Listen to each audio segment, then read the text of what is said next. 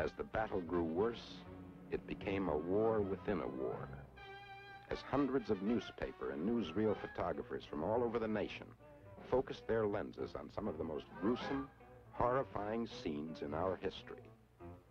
Scenes that, though recorded on film, cannot be shown to a public audience. Yes, for those who witnessed it, it was an experience they'll never forget. But then, finally, after 4 furious days of fighting, on the 24th of April, as a result of personal intervention by Governor Williams himself, an agreement was reached. The terms? A proper dinner, steak, and ice cream for dessert. Yes, this is Jacktown, where today the giant cell blocks are quiet, and where each man has his own cell and his own radio, with an earphone as a speaker. Perhaps this lifer really isn't going anywhere, but he does get out of his cell to eat and to work.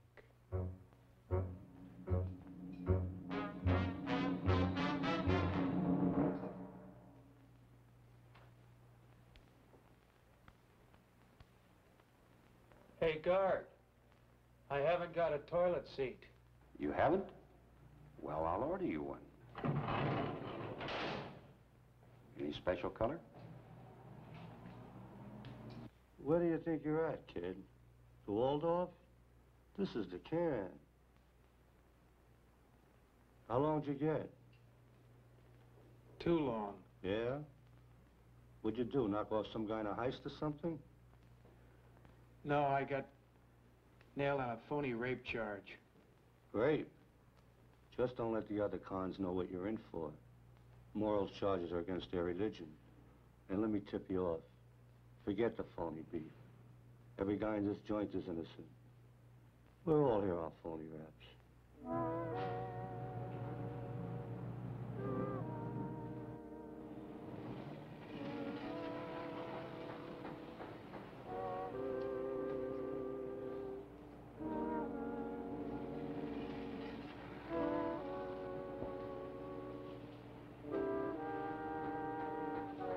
Got a cigarette, kid?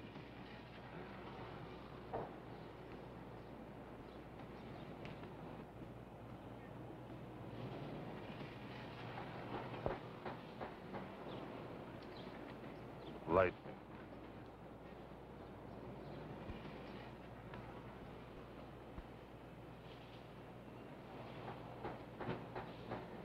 Thanks.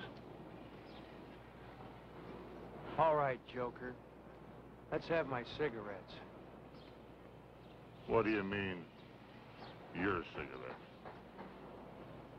Look, fella, I don't want any sweat. All I want is my cigarettes.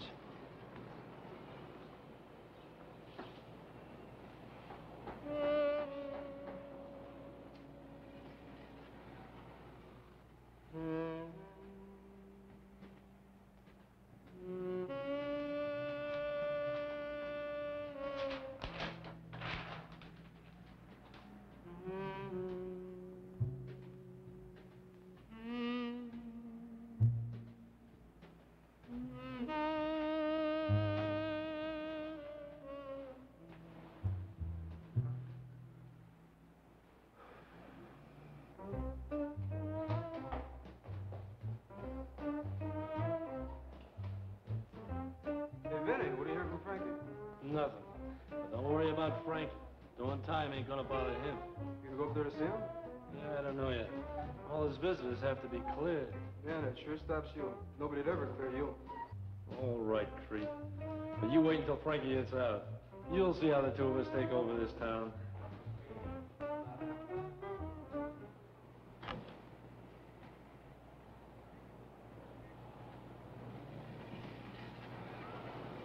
Hey, kid, The name's Frankie. What do you want? let me have a cigarette. I don't have it. Come back here, punk. Now get this straight, punk. When I ask you for cigarettes, You give them to me. Yeah? Why? Why? Because I'm protecting you from these other cons. They don't like rape artists. I'm no rape artist, so get your hands off him.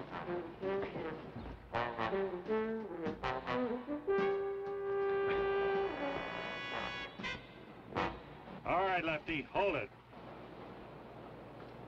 What's up? Over here, kid.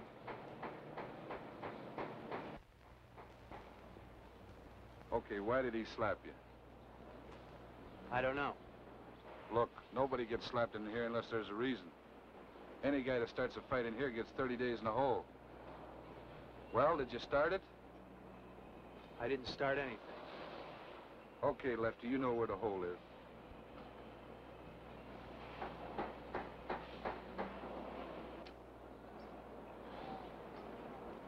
What was the beef? The hell you hot at me for? What'd you cop out on what I was in here for? Me cop out? Oh, you nuts. I was gonna tip you off not to crack about it.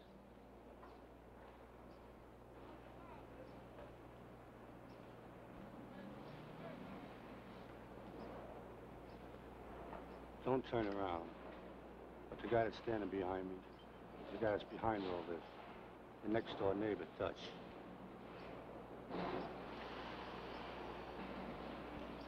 That's it, kid. They're after you.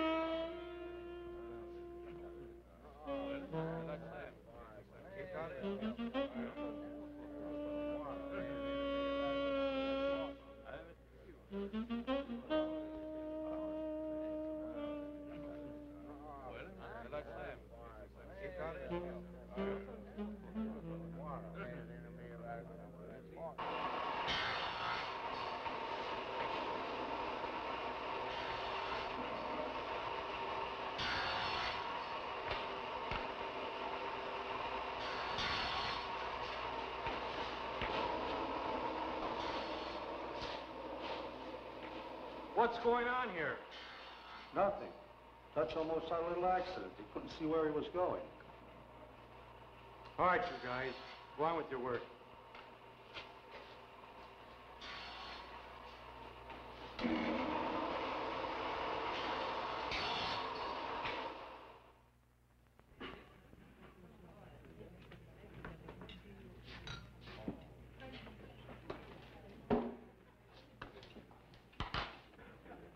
Food tastes pretty good today, but I think it needs a little seasoning.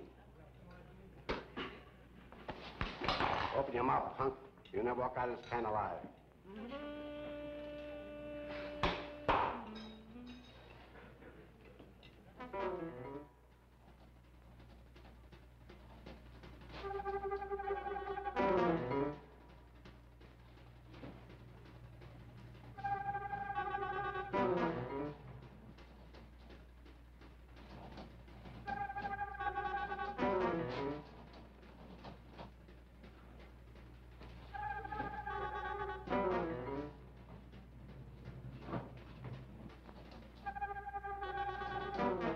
Hurry, please.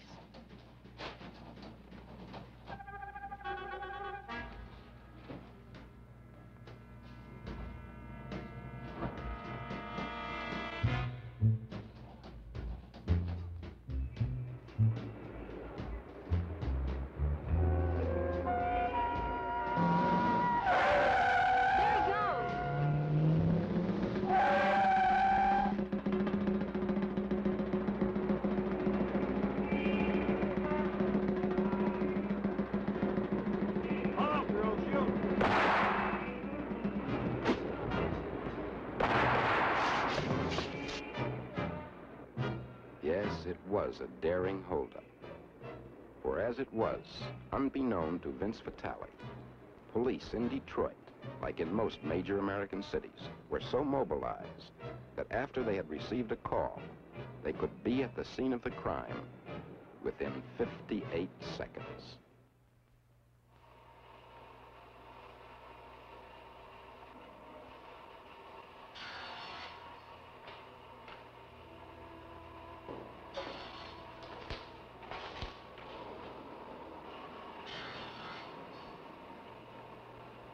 Look, kid. Why don't you ask them to put you in the hospital for a while? If you keep on this way, you're gonna crack up.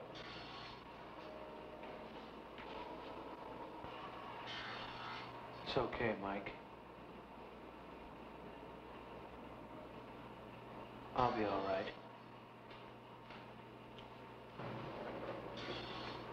Whatever you say.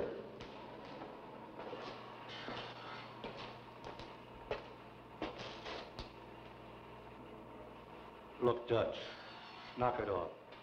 The kid's buddy got killed in a heist. Yeah? What was the kid's name? Vince, I don't know his last name.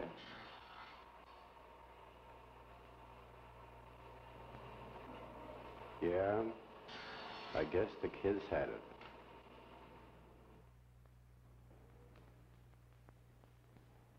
Frankie! Frankie! It's me, Vince. Frankie, it's me, Vince. Don't you hear me, Frankie? It's me, Vince. We're together again. Can't you hear me, Frankie? It's me, Vince. Vinny! Vinny! Vinny! Vinny! Easy, kid. Easy. Vinny! Vinny! Vinny! Vinny! Vinny!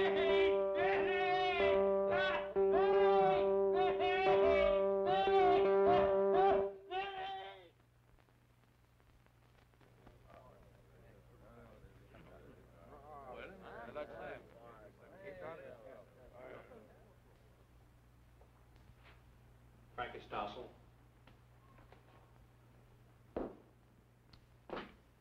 Sit down, Frankie. Now,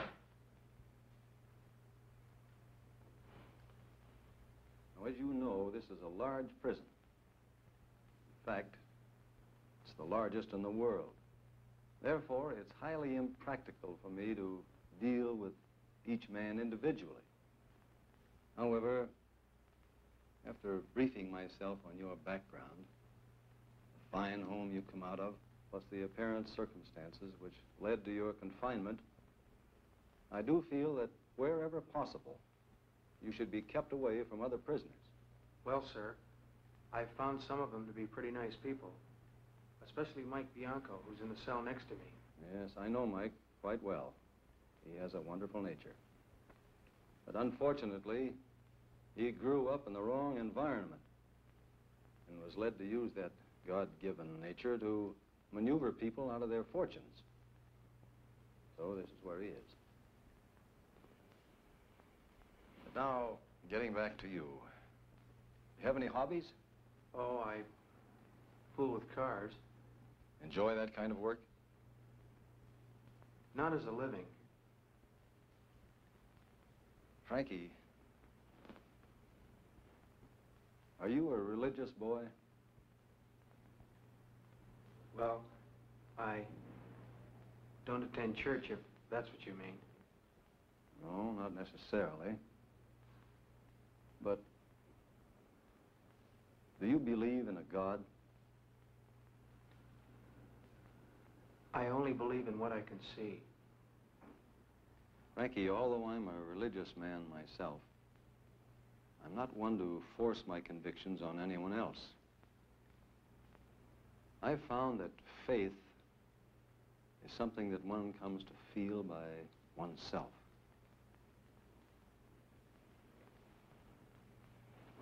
How would you like to work around my private garden? I don't think you have to ask me that, Warden. Oh, I suppose not. However, you'll still have to spend the nights in your cell. You having any trouble with anybody in your cell block? No, it's just that last night I got a little buggy. All right, Frankie. Although the law says that you must be confined here, The job you're assigned to is up to me.